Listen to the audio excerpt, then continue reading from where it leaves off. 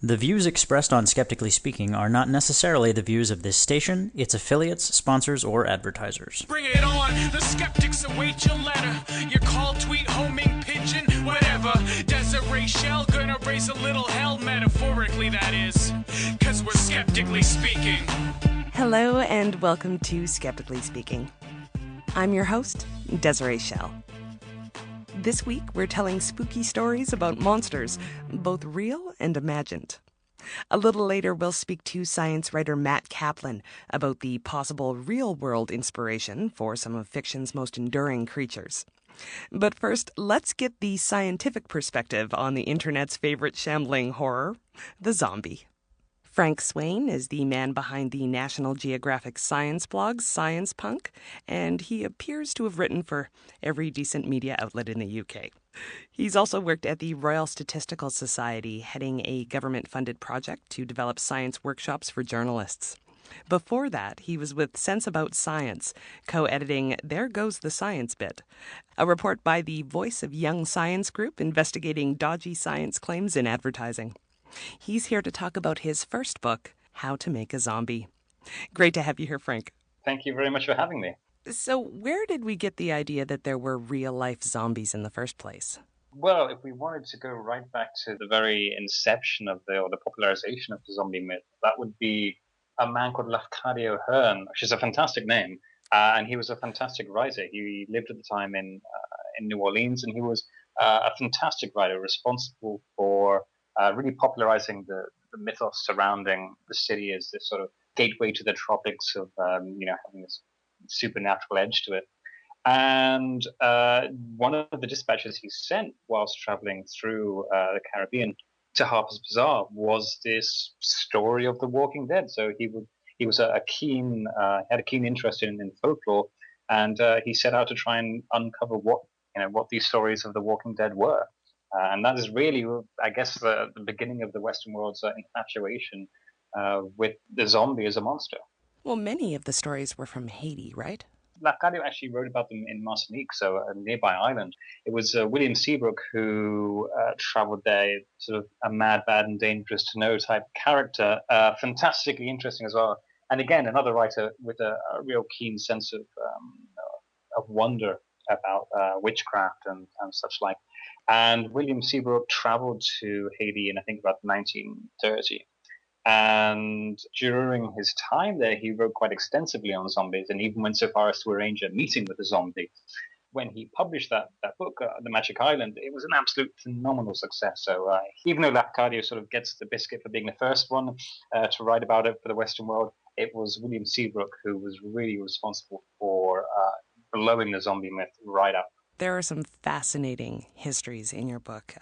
People finding long-lost relatives working on plantations. It's fascinating because there's quite a difference between the zombies that Lafcadio Hearn found and the zombies that William Seabrook found. So Lafcadio Hearn was traveling there when he was staying with the family, and he asked them to describe what these zombies were, hearing that they were these people raised from the dead. And he got very cryptic answers in reply. And so people would tell him, oh, no, a zombie is something that makes disorder at nighttime. It's a three-legged horse passing you in the road, or these great fires you see on the horizon as you walk towards the light of these fires. They keep moving further and further away from you, and it's zombies that light those fires. And so it was a very almost like the Western idea of a poltergeist or something like that. It was sort of very disembodied and strange and creepy and prankful. And when William Seabrook got there, sort of 30, 35 years later, it had changed. And the myth of the zombie very much became this solid idea of it was someone who was raised from the dead and forced to work against their will. And those were the cases he was finding of these people with his relatives. They said their relatives had been stolen from them and had been killed and then raised as zombies or just turned directly into zombies. What happened in that intervening time was, of course, the U.S. occupation of Haiti with regards to propping up the interests of the Hasker Sugar Company there. And it's that sort of disenfranchisement. It was really a return. Remember, of course, Haiti being the first, place that threw up its colonial masters and took, it was the first black republic, independent black republic, as it were.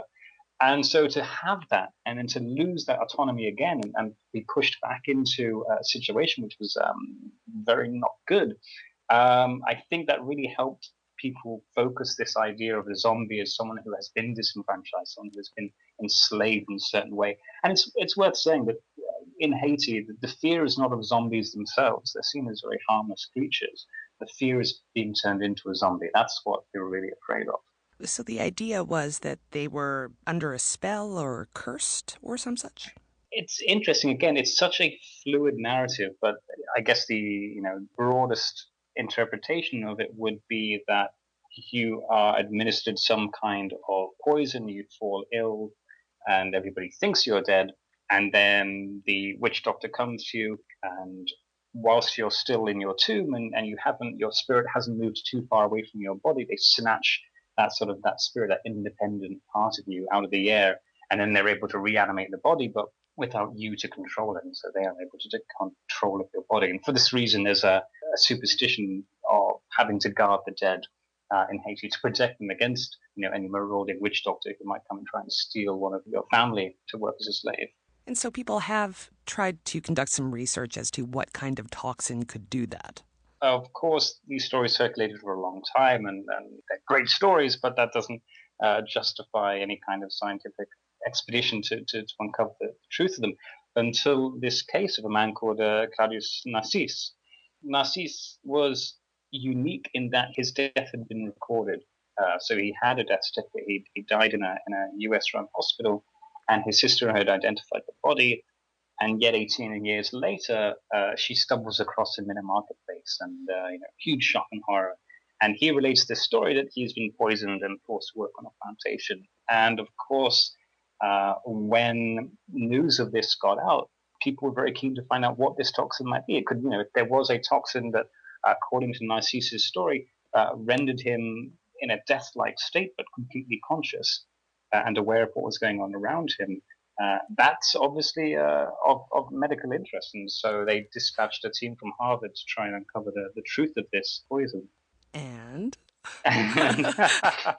That was Wade Davis. So Wade Davis has certainly made a name for himself with his trip to Haiti to try and uncover this zombie poison, and he identified, having seen the potions being prepared, tetrodotoxin. That was his sort of likely candidate, as it were. So this is the poison of the pufferfish, which affects the nervous system and causes paralysis. And this is the same reason that people who eat the Japanese delicacy fugu made from pufferfish are sort of dicing with death every time they do, because it's this poison which gives the delicacy its dangerous edge. And was it or wasn't it? Yes, tetrodotoxin does have these effects. Were the actual potions that Wade Davis saw being prepared effective in that same way? We don't know. There's still a lot of uncertainty. That was the state of things for another 20 years or so, until a man called Littlewood, Roland Littlewood, was dispatched to follow up this story for a documentary with National Geographic and Channel 4. He's an anthropologist by trade, and so took a sort of different aspect, as if we look at it. And his team, while they were there, did something really, really interesting that nobody had ever done before. And that was to do a medical analysis of the zombies. And so they met 3 of these reported zombies and did their battery of tests on them to see if they could figure out some kind of clinical definition of why these people, who of course, they're not dead, their limbs aren't falling off them or anything like that. They look like regular human beings, although a little different. What is it about these particular patients that lends them this accusation of being a zombie? And there was different diagnoses for each one. I think there was one seemed to be suffering from fetal alcohol syndrome, another one was diagnosed with schizophrenia. All 3 of the patients had some kind of mental impairment, and their decision was that, at least medically, zombieism is nothing more than a superstition built around accommodating this notion of some mental imbalance. In the same way that in Europe, we like to think that people who were psychotic had been possessed by evil spirits. That was sort of our explanation. And this is sort of very, very similar territory. But they also did something else which was absolutely fascinating, and that was to perform DNA tests on these zombies and on their families to see if they really were related. And I hope this isn't too much of a spoiler for anyone who's planning to read the book. But these zombies were not related to the families who had taken them in. And that in itself is fascinating. Why would you adopt someone who, especially in an incredibly poor country like Haiti, there's not a lot of wealth to be had. And so this idea of taking on someone who was almost an invalid in some cases, why would you do that? And the answer seems to be because they're very useful proxies if you're having some kind of feud with someone. Because once you've got a zombie of your own, as it were, you can then level an accusation at someone who you've fallen out with, and you can accuse them of zombifying one of your relatives. And zombieism is the administering of poisons with the intent of creating a zombie is a crime in Haiti. It's in the penal code. So if you have a zombie of your own and you can accuse someone of it, then it's a very convenient way of taking someone out of the picture. You're tuned in to Skeptically Speaking, and I'm here with science writer Frank Swain, author of How to Make a Zombie. Okay, so that's turning healthy people into zombies. But what about raising the dead? There actually seem to be two kinds of experiments here, on animals, usually dogs, and on criminals. So at that point, could anyone just walk in and get a criminal to experiment on? The history of raising the dead really rests on the twin sacrifices made by both criminals and dogs, so we owe them both a lot.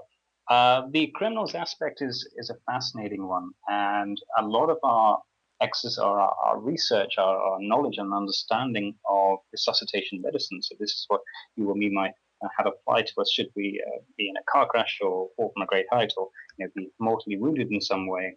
A lot of this comes from people that we were trying to kill in the first place. And the reason for this is that back in 17th century or so in England, we were terrifically fond of hanging people. We thought capital punishment was a great deterrent. Unfortunately, it wasn't enough of a deterrent because people kept committing crimes, lo and behold. And so we thought, well, we'll add in an extra insult to injury there. And if you were convicted of a crime and you were put to death, your body was automatically allocated to the dissectionists, to the surgeons. And people believed back then that you couldn't go to heaven unless you had all your parts together in the coffin. They believed in that literal resurrection. So this, again, this was passed off in the Murder Act. Goodness, now I'm struggling with mine. I think of 1789, but I may be wrong there. And this Murder Act was passed in that great auspices of politics of being ostensibly for the prevention of crime. But the reality was that medicine was a growing field and they desperately needed cadavers. And so really it was passed to help ensure that all of the surgical schools in England had a ready supply of dead bodies to work with. The problem was that we weren't very good at hanging people. And hanging was the favored method of killing criminals back then, but we weren't very good at it. They hadn't invented long drop hanging where the neck is broken and you're sort of instantly killed.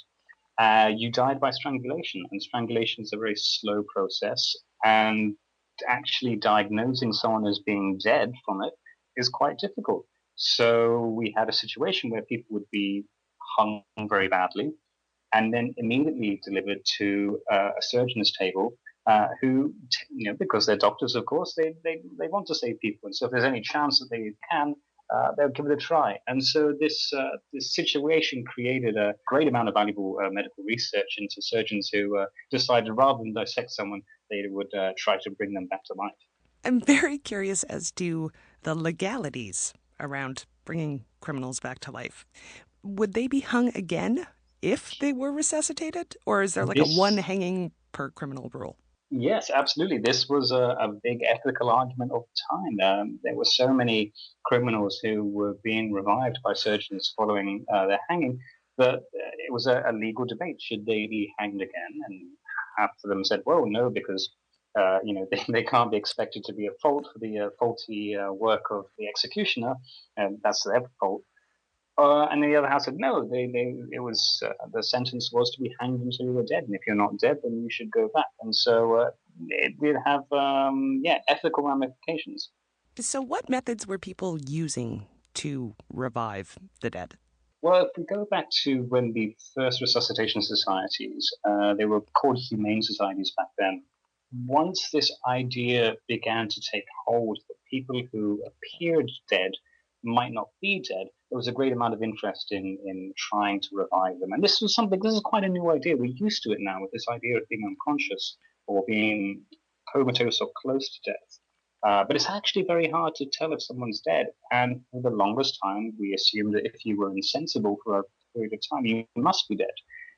So horror, killer horror, sudden realization that all the people who had been smothered or asphyxiated or drowned, you were speedily putting them into tombs and coffins. They might not actually be dead. This panicked everyone. And so they created these humane societies dedicated to reviving them. And the main ones were some recommendations that we would probably still use today. It involved keeping the victim warm. Say if you dragged someone out of the Thames in London, you would keep them warm, you would rub their chest, you might administer mouth-to-mouth resuscitation, you might use a pair of bellows for that as well. And then there are some more esoteric forms of resuscitation. Probably best that they did go out of fashion, and my favorite one of all of those is the tobacco smoke enema. And so tobacco smoke was seen to be a very, excitative substance. And of course, because they're not breathing, you can't put it into their lungs. So what's the obvious alternative? An enema of tobacco smoke. Obviously. So, if that not alone is a reason enough to not fall into the Thames, because you may wake up with a stranger, and your pants around your ankles in a very compromising situation. You wouldn't want that to happen to you. Okay, so that one is atrocious, but you wrote about one that I believe is more interesting. Katsu is fantastic. You actually used the phrase punching a sheep to life. Yes, this was an experiment carried out by Dr. Horace Ivy, working as assistant to Dr. Robert Cornish in Berkeley in 1935 or thereabouts. And Cornish was very interested in this idea of raising the dead. He sort of took it on as a pet project, as it were. And he had various different techniques that he was trying out. And by coincidence, around the same time, the Japanese sport of judo was being popularized around the world. And somehow Cornish got his hands on this judo manual, which included what to do if during training one of your students is knocked unconscious or accidentally killed by a blow from an opponent. And these sort of mystical resuscitation judo moves were known as the katsu, which means it's sort of a catch-all term, but it kind of means wake up in Japanese. And so they thought, well, we'll give this a go. If the Japanese have been doing it for 1,000 years, then it might have some merit. And so they strapped a ram to to the table and they asphyxiated it, and then they attempted to punch it to life. It didn't work, unfortunately. Perhaps they didn't use the right katsu. There are 7 different katsu for various different injuries that someone may have had inflicted upon them. History sadly does not recall which particular katsu they used, but we do know that judo chopping a lamb to life sadly hasn't made it past the research stage. You made my day with that, sir, just for reference. So now, again, the seeming success of a lot of these reanimations are just due to the fact that people weren't quite dead yet. And it's because of that blurry line between life and death. But are we doing any better with that? It's still blurry, is it not? It's blurry and getting blurrier, I think, is the way to describe it. If there's one thing that writing this book has really taught me or reinforced in my mind is that our concept of death and life as its black and white binary system is very, very flawed. It's not reality at all. And really, you're not dead. There's an expression, not dead until you're warm and dead, which reinforces this point that you can always appear dead.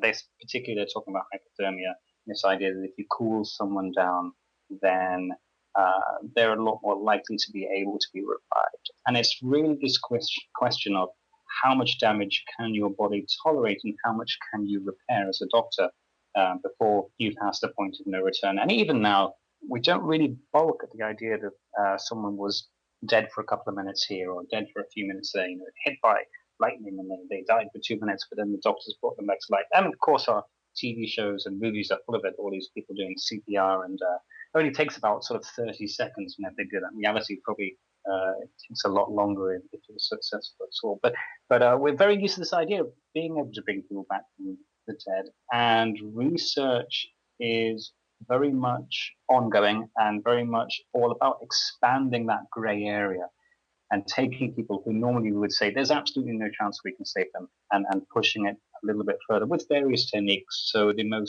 one that's really being investigated now is this idea of cooling someone. And if you can cool people down, then your brain uses less oxygen, your organs, all of your metabolism drops. And so you're not using as much energy. And so you don't need as much. It doesn't matter so much that you're not breathing because your body isn't consuming as much oxygen as it would be. And it's a question of how fast can we cool someone down, and how long can we keep them that cold. There's a clinical trial that is running in the US at the moment, which is looking at pushing that to about an hour. So you're looking at patients who are cooled down so much that their heart stops. They are what we might have called dead in a past time because they've got no heartbeat. But because they're so cold, that's not a problem. They're not getting any worse. And that buys the surgeons a little bit of extra time to fix the problem, to fix whatever's wrong with them, and then they can be warmed up again. And lo and behold, they'll, hopefully, fingers crossed, come back to life. That's the plan anyway.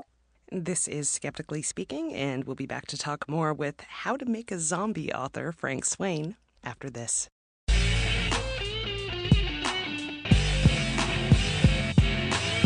Skeptically Speaking is rebroadcast on a number of fine radio stations.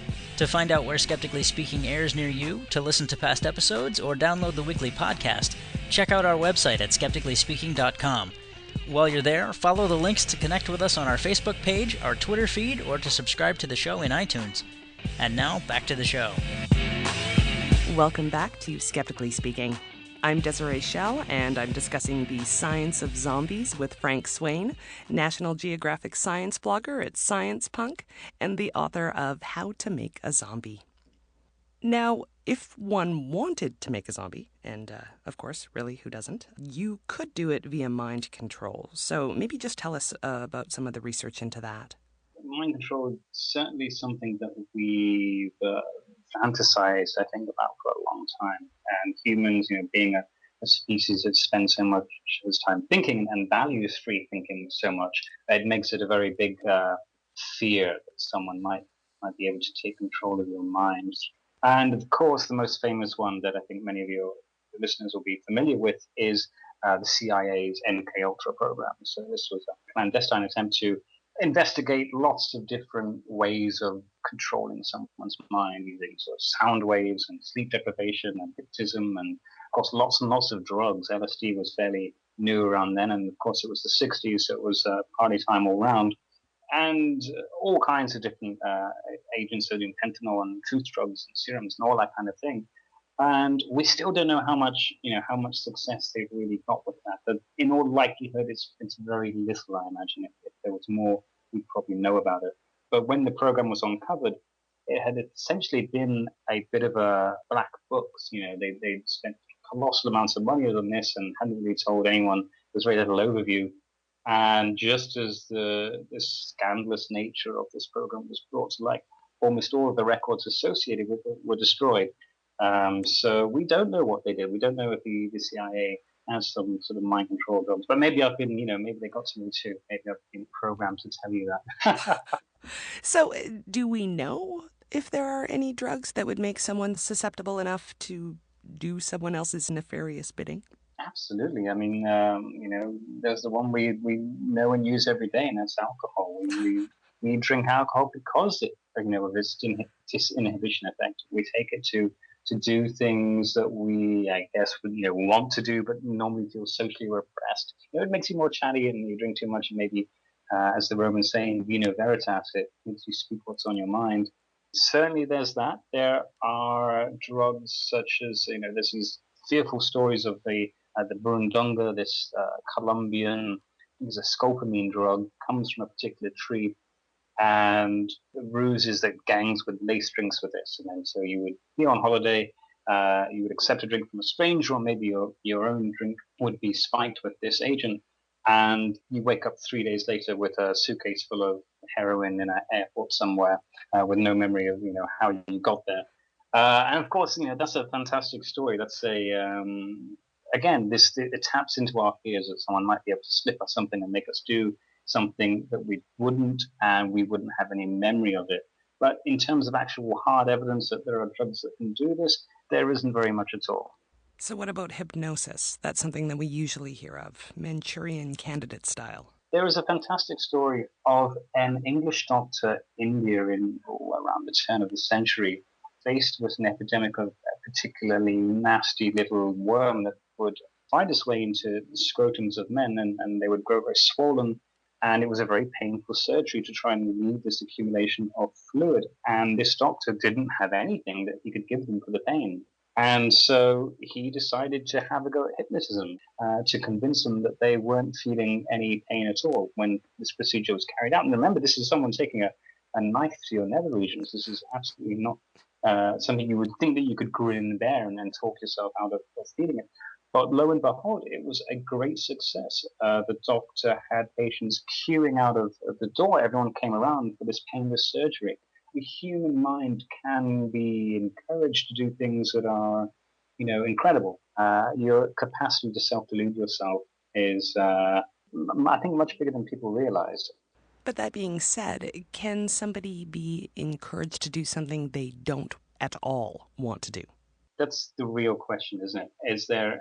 This is what the CIA wants. This is what the witch doctors want. What cult leaders want. A drug that doesn't simply push you off the path, but actively makes you do things that you wouldn't ever have done normally. I don't know of any drugs like that. There are certainly drugs that can be dissociative, like alcohol, that can make you behave in ways that you might regret, but at the time were at least the thing that you wanted to do. But drugs that would actively make you do something that deep down you didn't want to do, I don't know of any, and I'm kind of happy that I don't, because it means they might not exist. I was going to say, that's actually the first reassuring thing you've said. Thank you. But mind control does seem to have been perfected, just not in humans, by parasites. So I want you to tell us about the emerald cockroach wasp, because it's awful. Exactly. Emerald cockroach wasp is one of my favorite little organisms. It's a beautiful little wasp. It's a tiny little slither of iridescent green.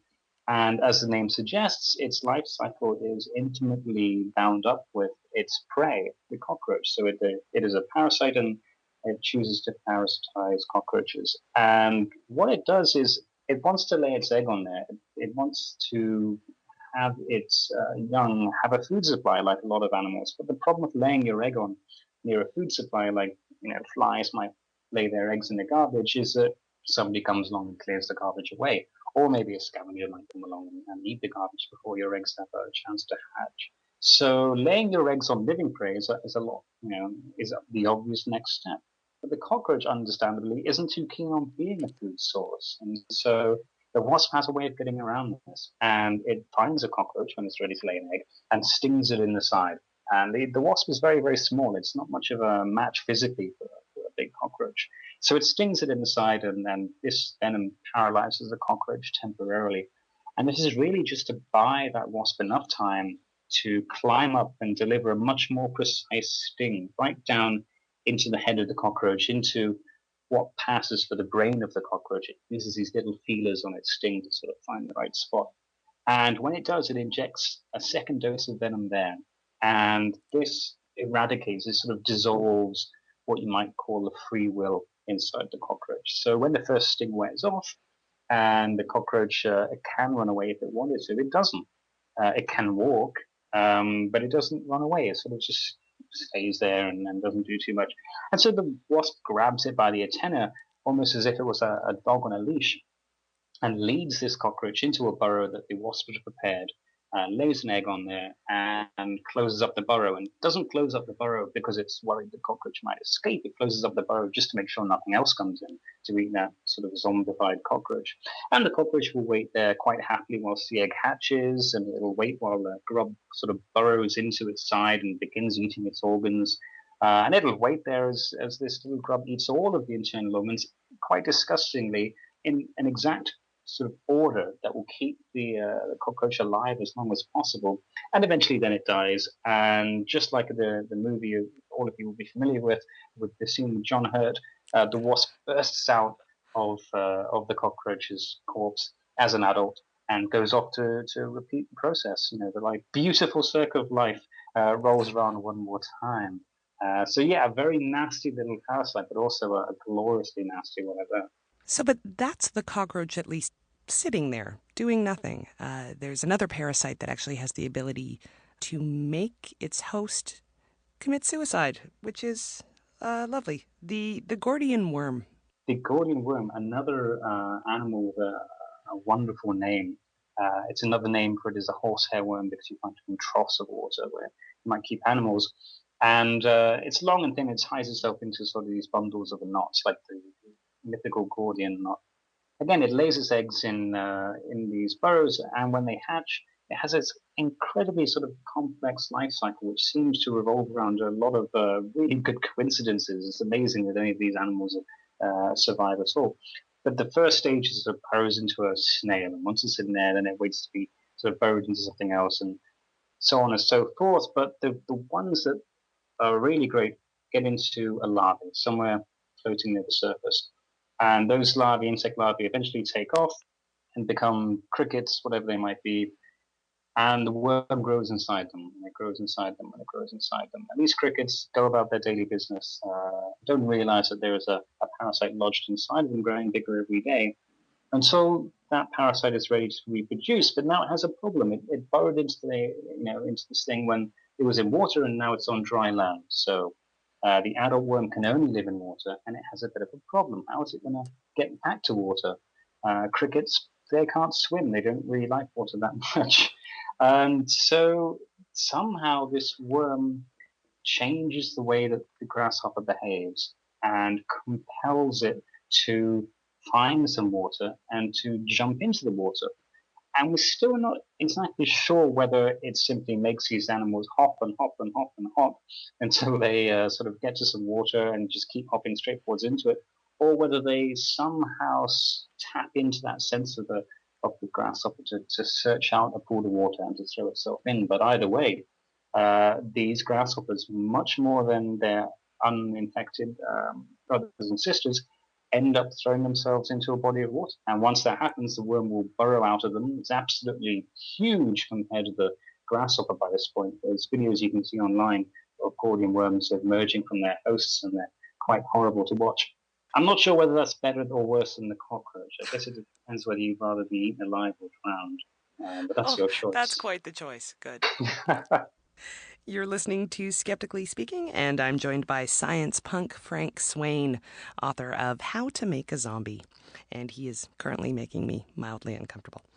So, after all your research, as the book is called How to Make a Zombie, what is the best way to make a zombie? What would you be pulling from if you wanted a zombie army?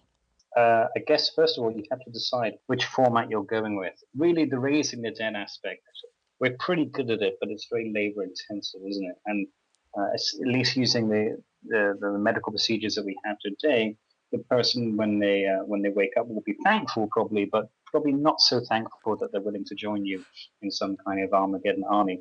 And again, with noxious drugs and poisons and then chips in brains and things like that, they don't self-replicate. So it's you've got to have a huge barrel of LSD if you're hoping to dope everyone into being part of your personality cult.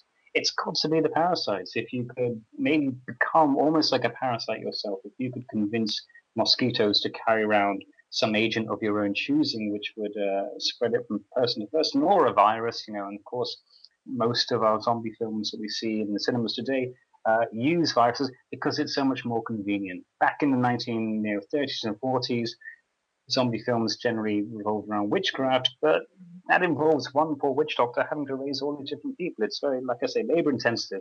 Take a leaf out of Hollywood's books, create yourself a zombie virus, and let nature do its work for you. So how about toxoplasmosis? Because my idea is that we need to modify that, if, of course, we wanted a zombie army. Yes, so toxoplasmosis is a fascinating little piece of biology. It comes from, it's a condition you might get if you were infected by a parasite called Toxoplasma gondii. It's a single-cell parasite of rats and cats. And cats are really its main host. It can only complete its life cycle inside of the cat. But it likes to spread around, as all good organisms try to do. And so it's shed from the cat in the feces and is picked up by rodents.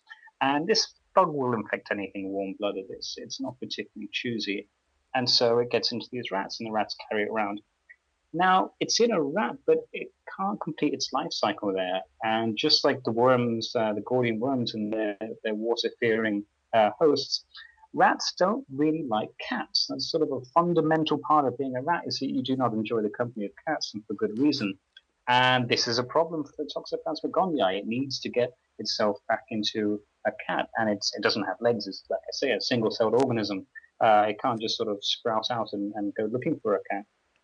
And so it begins to change the way the mouse behaves, and it slows down the mouse's reflexes. It makes them come out during the daytime and to explore new areas. Rats are normally very, very fearful, very timid, very careful creatures. And this parasite convinces them to engage in much more reckless behavior. And all of these combined eventually ensure that that rat is caught by a cat, and thus the life cycle is completed. So, but what's really interesting, as I said earlier, this parasite will infect almost anything warm-blooded, including ourselves. And if you do have this parasite, it's sort of very common to pick up during the course of your lifetime through eating unpasteurized foods. There's a small amount of evidence to suggest that we are subtly influenced in the same way as this thing influences mice. And so this parasite almost thinks it's in a mouse, if you want to conceptualize it that way. And people who show exposure to this parasite tend to have reflexes that are a little bit slower. And there's a fantastic bit of research by a professor called Professor Jaroslav Fleger in Prague. And he looked at people who've got into car accidents. You know, there's a consequence of reckless behavior. And he discovered that people who got themselves into car crashes were almost 3 times more likely to show exposure to this parasite than the general population. So it implied that, yes, maybe this bug gets into people and has this same effect on them. Now, the important thing is to say that these effects are very, very subtle. It's the kind of thing you would only see at a population level. So please, all of the listeners here today, don't go and throw your cat out the window. You wouldn't get it from a cat anyway, unless you were sort of, munching your way through its litter box. And more to the point, it is, like I say, a very, very subtle effect, but it does open up a fascinating idea, which is that we are so used to this idea that you might have bacteria in your gut, you might have a skin infection, you might have a cold. We're used to the idea of our body being colonized by other organisms, but our brain, and especially the way that we think, we like to think is sacrosanct. We like to believe that there's absolutely nothing going on there except what we ourselves are thinking. And that might not be true. Your mind and the way that you think is a combination of lots of different things. And one of those things might be another living organism that isn't you. And so people who are listening today can think about this and say, if they do enjoy driving a little bit too fast, if they enjoy roller coasters or gambling or picking fights with large dogs or whatever it might be, maybe these behaviors are a little bit influenced by the parasite inside you. And if they were, would you want to get rid of them? Before we go, I have one last question, because I couldn't help but note that you wrote practically nothing about how to kill a zombie. And so I'm a bit worried about whose side you're on. But if there was a zombie uprising, what's our game plan? You've got to go for the head. I think in all my reading and writing, I don't think I found anything that so far can live without a head, except for cockroaches. And even they starve to death eventually with no heads. So Hollywood got that one right as well. Frank, wonderful to have you here. It's been an absolute pleasure. And we'll be right back with Matt Kaplan to get more on the science of monsters after this.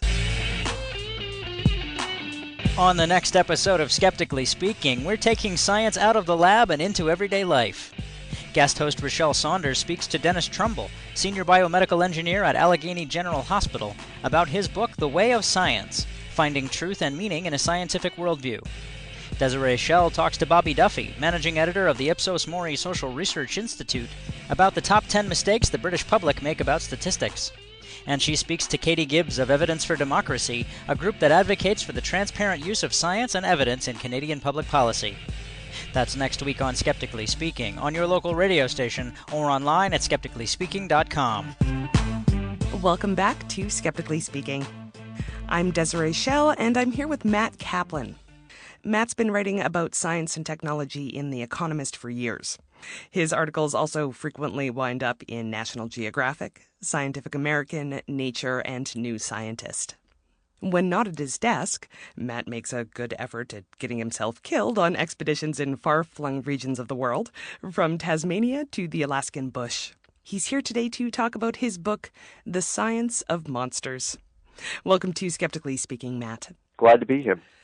So if I was to tell someone about this book, I'd call it a thought experiment about literary and legendary creatures. Could these creatures have existed? And if not, what might have made people invent them? Is that a fair summary? Yeah, it is a fair summary. The concept is to look at monsters throughout history and ask the question, what was it that made people believe in these things? Of course, you can always rely on the argument, oh, well, they just made them up because they had imagination. But we're incredibly bad at imagining things all on our own. Most of our imaginings have form and structure from the stuff that we see around us. Just take a look at the earliest monsters like the chimera or the Nemean lion. These creatures are carnivores, they are predatory, and people at that time in history were living in places where predatory animals were a serious threat. And as a result, those fears manifest in the form of the monsters that they created in their stories. So what brought this book on exactly? I'm a science journalist. I've been writing for The Economist for years, the science section there, and I was contacted by a history teacher who was trying to teach students to get more excited about history by using monsters as a vehicle. So he was bringing in things like the Minotaur and Medusa and saying, look, while these creatures weren't real, they played a part in ancient culture and history. And the students started asking him, okay, well, these people in these ancient periods were inventing these creatures. Did they have any scientific basis? And seeing as this friend of mine was a history teacher and not a scientist, he called me up and he said, I've just been asked if it's possible whether the concept of people being turned to stone by Medusa came as a result of people looking at petrified humans in fossil rock beds. And I said, well, I honestly don't know if that's where the myth came from, but I can certainly tell you that all throughout the Middle East and ancient Greece, you do get fossilized bones. Many of them are mammalian. Some of them are even our ancient ancestors. And when bones are petrified in the fossil record, they do turn to stone. And so it makes some logical sense that if somebody were to stumble upon a mammal bone that had been petrified, they would try to come up with some sort of explanation for why the bone had been turned to stone. And so thus you can start to hypothesize as to where a myth like Medusa would have come from. Well, speaking of hypotheses, you actually hazarded a few educated guesses as to why humans are so attracted to monsters. There are a lot of reasons why we like to scare ourselves. So there's a psychologist named Paul Rosen who has theorized that we like to scare ourselves with roller coasters and horror movies because it releases endorphins that are similar to the sort of stuff that comes about when we eat things like hot chili peppers. It gives us a rush realizing that while our body is freaking out, we know things are safe. That certainly plays a role. We like to scare ourselves because the feeling of our body being afraid while we consciously know we are in no danger yields a sense of pleasure.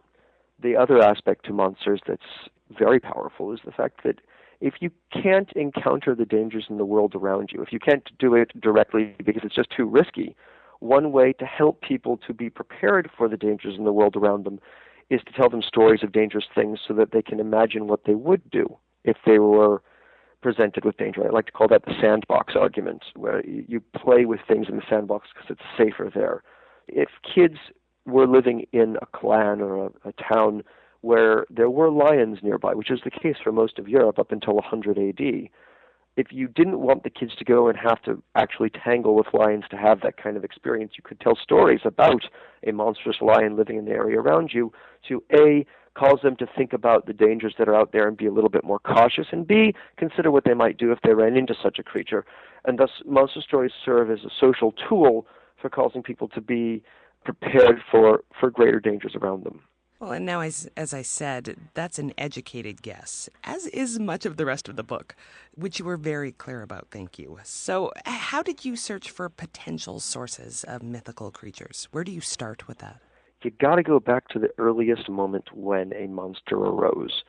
Because once monsters get going, you've got the telephone game going on, where one person tells the story of the monster to another and another and another, and then things get spiraled out of control because, well, that's the nature of human communication. But if you go back to the very earliest records, you get the best chance possible of trying to interpret what people were actually thinking about. A good example, perhaps the best, is the Minotaur. We all know of the Minotaur being half man, half bull. He was slain by Theseus. He lived in a labyrinth underneath Crete. But when you look at the earliest writings on the Minotaur, they actually don't mention the half man, half bull nature of the monster at all. They entirely talk about this terrible roaring creature that lives beneath the island. There are descriptions of the roar shaking things. There are descriptions of the monster causing damage to the palace at Knossos. All of these descriptions are associated with something that is living in a labyrinth below ground. We have the ability now, through geological techniques, to calculate out when giant earthquakes occurred. One of the major ways you can do it is by looking at boulders that have washed up on the shore of the Mediterranean. Boulders get thrown out of the Mediterranean periodically, as it turns out, by tsunamis, and when those boulders get thrown out, they have things like starfish attached to them. The starfish die because they either desiccate or get crushed as the boulder rolls around on the surface, and you can carbon date the starfish, which means you can work out when the starfish died. You can work out from that when the boulder was thrown out. You can then calculate how big the wave had to be to cause the boulder to fly out of the water, and then you can determine where that wave came from and calculate out what the earthquake was in the middle of the Mediterranean that caused that effect. So you can effectively fingerprint earthquakes. And, well, wait a minute, the Minotaur roaring underground, that myth seems to take form at the same time that you have these enormous boulders washing up all around the Mediterranean. That's not happenstance, or it could be happenstance, but it seems, if you use the educational guessing, that it is unlikely to be happenstance. All of this is down to educational guessing.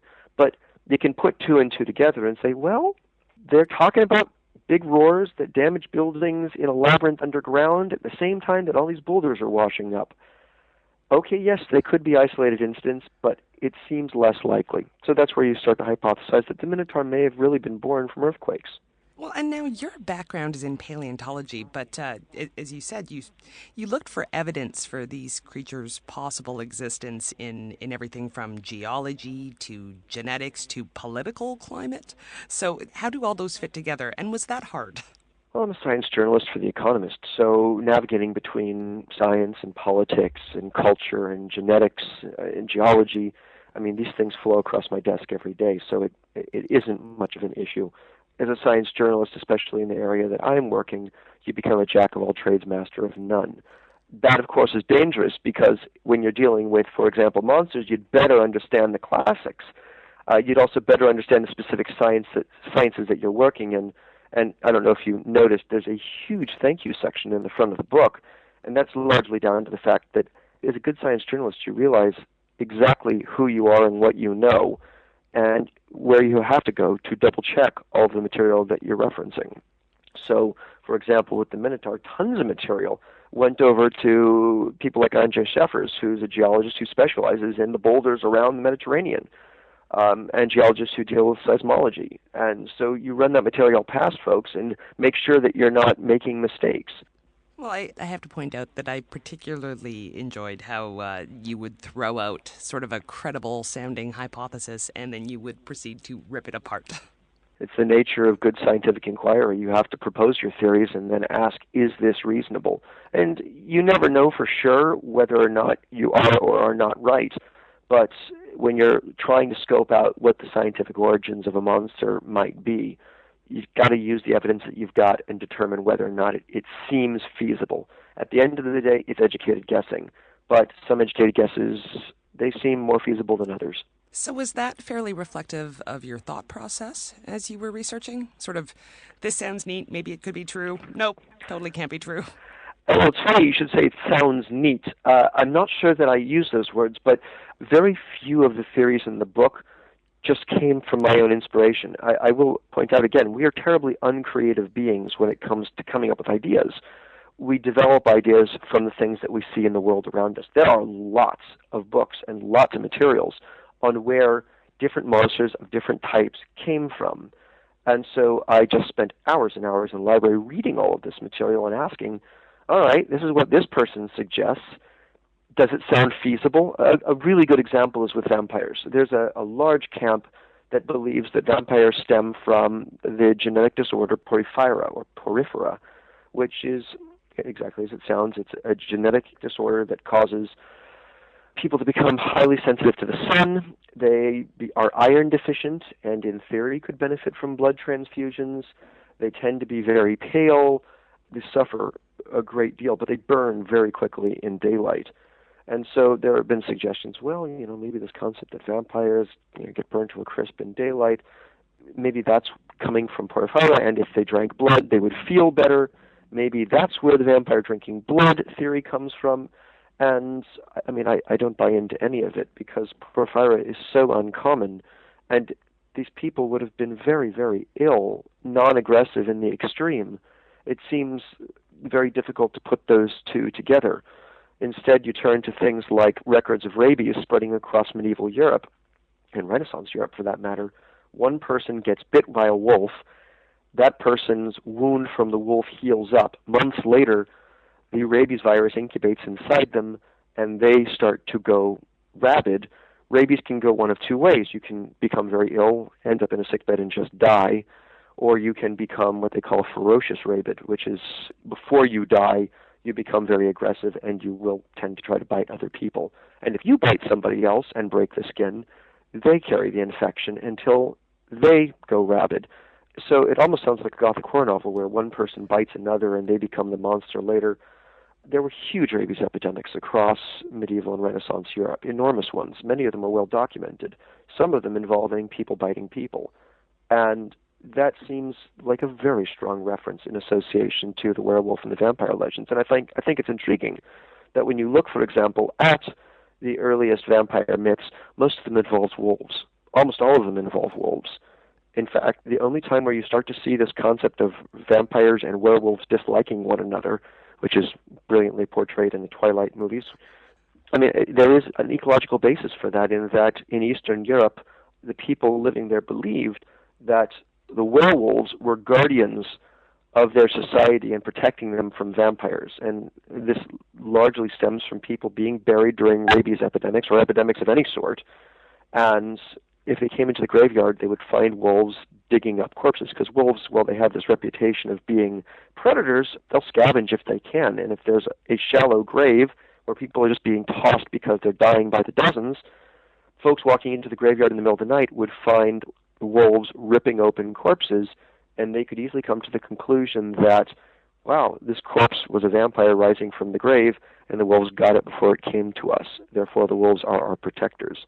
Similarly, if the corpse was almost entirely consumed and the wolf ran away, they could come to the conclusion the vampire has risen from the grave, transformed into a wolf, and run off, which is why Dracula transforms into a wolf in Bram Stoker's Dracula. So it goes both ways. Different cultures had different situations, and they saw wolves doing different things and made different assumptions. But that's, I think, why wolves are so tightly associated with the vampire myth. This is Skeptically Speaking, and I'm joined by Matt Kaplan, author of the book The Science of Monsters. Okay, so you've mentioned a few of the creatures in the book that you go over, but I'd really like to talk about the chimera. I love that section. First of all, give us some background there. So the earliest monsters involved single predatory species. Things like the Nemean lion was just a lion with a very thick skin. Things like the Caledonian boar was just a boar that happened to be very large. Later monsters that you get in classical Greece are things like the chimera, which is a mix of multiple species in one. You get lion with a goat head or goat body parts mixed in with a snake tail or a snake head, or in later versions a dragon head mixed in. Some artists portray the creature as a lion's head with a goat's body and a snake's tail. In some cases, you have three heads, a lion, a goat head, and a snake head or a dragon head on a body that is lion-like with some reptilian and goat-like features mixed in. It seems like the stuff of a drug-induced haze. And, hey, look, I don't dismiss that might be possible. But you can also look at the evidence from the area where these people were living, and certainly Greece is rich in fossils. They're not rich in dinosaur fossils, but they're rich in mammal fossils. You get some really weird stuff. And we know that the Greeks were digging it up because we found things like ancient elephant tusks dug up from the ground in Greece in places like the Temple of Artemis, where they thought it was the tusk of the Caledonian boar, the mythological boar that harmed people. And they stored it there because they thought it was a magical relic of an ancient time. It wasn't a boar tusk, it was an elephant tusk. But, hey, they can be forgiven. They weren't paleontologists. And the fossil beds that are found in Greece are not just isolated fossils. Fossils never show up as isolated animals in a single location. Much more common are for animals to be found in jumbled piles of bone. And jumbled piles of bone do not just involve one animal or one animal species in many cases. You often get animals that all die in one event, let's say a flood, that washes all the bones up into a riverbed and dumps them all in a single layer of sediment. In such circumstances, it's totally possible to find something like a goat and a lion skeleton that got intermingled. And so it is entirely possible that people found the chimera or came up with the chimera idea from that. Okay, now we've really only spoken about the oldest of creatures, but the book actually dealt with monsters throughout history, all the way up to Hal from the movie 2001 and The Terminator. So do you think our newest monsters are as reflective of our current fears and desires as the ancient ones are? I do. I think our fears are shifting. They've been shifting for a very long time. Our monsters can teach us a lot. When Jurassic Park came out, both as a book and as a movie, there was a powerful statement being made about what we are capable of when wielding genetics. And there's a line in the movie where the mathematician says to the creator of the park, whose name is John Hammond, "John, you were so eager to see if you could, you never asked if you should," with regards to creating dinosaurs. And certainly when wielding genetics, that is an entirely relevant question that I think many of us genuinely are curious about. With regards to artificial intelligence, we are teaching computers right now to land military drones, to be able to control the military drones, which have guns and missiles on them. And this is not a million miles off from saying, whoa, wait a minute, hold on, war machines that are sentient that can take action without human intervention. That's very Terminator-esque. We're not there yet, but it is reasonable as we imbue our machines with increasing abilities to ask the question, what are they going to be capable of in 50 years from now? So what do you think our future monsters are going to be like? If the trend in the world is towards that direction, what's the next scary monster? I find it intriguing that humans play an ever-increasing role in the form that monsters take. You really start to see shifts in the medieval period when the monsters are not just creatures created by the gods, like Chimera or the Nemean lion. In the medieval period, you start to have humans becoming the monster. So vampires. A human bitten by a vampire becomes a vampire. A human bitten by a werewolf becomes a werewolf. That's a major shift in the form that monsters take. Later, you get things like Frankenstein. It's arguable in Mary Shelley's book who the actual monster is, but in terms of the creature that looks hideous and kills people, it certainly is the creation. But the creation is created by Victor Frankenstein, who is human. In Jurassic Park, the people who create the dinosaurs are absolutely human. In the case of Rise of Planet of the apes, which you're cheering for, by the way, they rip people apart, are given their sentience by people, by modern medicine. And I find that fascinating, that we are increasingly putting ourselves in the role of monster or creator of monster. And to a certain degree, we are increasingly becoming afraid of who we are, and what we can do. Matt, great to have you with us. Thanks for being here. My pleasure. You'll find a link to Matt Kaplan's book, The Science of Monsters, on our website at skepticallyspeaking.com. And if you're so inclined, click the other links to our various social media pages or to iTunes, where you can download past episodes or subscribe to the show. Thanks for listening, and we'll see you next week on Skeptically Speaking. Bring it on, the skeptics await your letter. Your call, tweet, homing, pigeon, whatever. Desiree Shell gonna raise a little hell, metaphorically that is. 'Cause we're skeptically speaking.